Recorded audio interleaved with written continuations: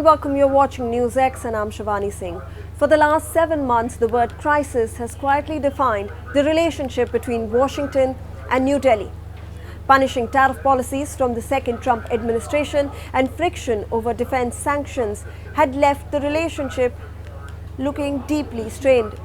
Critics were openly declaring the quadrilateral security dialogue, or the Quad, effectively dead after a leaders' summit failed to materialize last year. But as we sit here on May 26, the diplomatic weather in New Delhi has completely broken. A high-stakes Quad foreign ministers meeting at Hyderabad House has turned the page from abstract statements to heavy, hard power deliverables. With US Secretary of State Marco Rubio landing in the capital for an intensive 4-day visit, the conversation isn't about friction anymore. It's about a strategic reset. Let's look at the math behind this sudden diplomatic revival. The biggest criticism of the Quad has historically been that it is too much talk and too little action.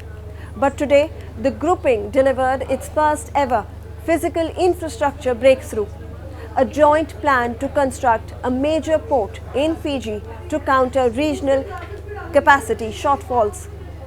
Simultaneously, Secretary Rubio announced 2 massive, legally binding frameworks: the Quad Critical Minerals Framework and a comprehensive energy security initiative.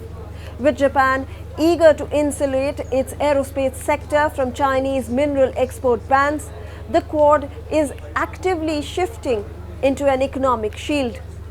On the maritime front, the ministers launched the Indo-Pacific Maritime Surveillance Cooperation Initiative.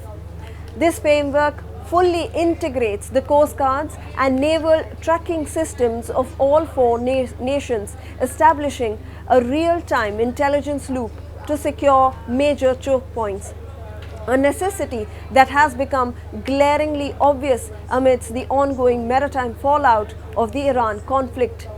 While the multilateral agreements actually grabbed the headlines, the real heavy lifting occurred during the intense bilateral sit-down between External Affairs Minister Dr. S. Jaishankar and US Secretary of State Marco Rubio.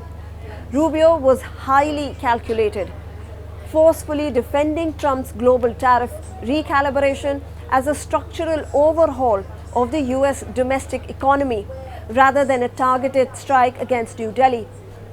Jaishankar responded by outlining India's clear 5-point strategy, emphasizing that India will relentlessly pursue its national interests, maintaining energy diversification to keep fuel affordable while actively cooperating to protect open sea lanes. But the biggest surprise?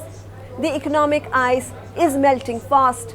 Rubio confirmed that a high-level US trade delegation will arrive in India very soon, with both sides explicitly aiming to seal an enduring, comprehensive trade deal in the near future.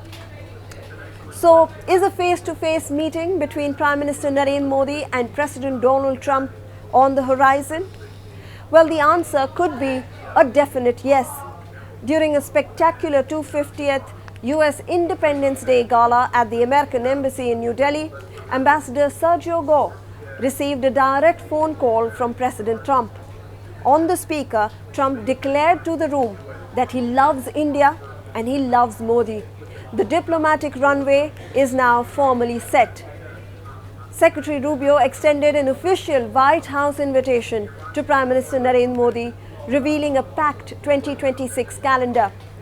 The 2 leaders are scheduled to meet face-to-face next month at the G7 summit in France, and diplomats are actively working to lock in a full Quad leaders summit by September, leading up to Prime Minister Narendra Modi's highly anticipated visit to Mar-a-Lago for the G20 summit this December. Now, the lack of leader-level engagement that paralyzed the grouping last year is being replaced by an intense, top-tier diplomatic bliss.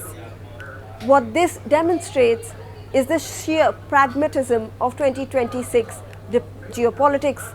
Despite the profound domestic skepticism in New Delhi regarding Washington's predictability and Washington's anxieties over India's historic ties with Moscow, the shared geopolitical reality of an expansionist China forces these two nations back together.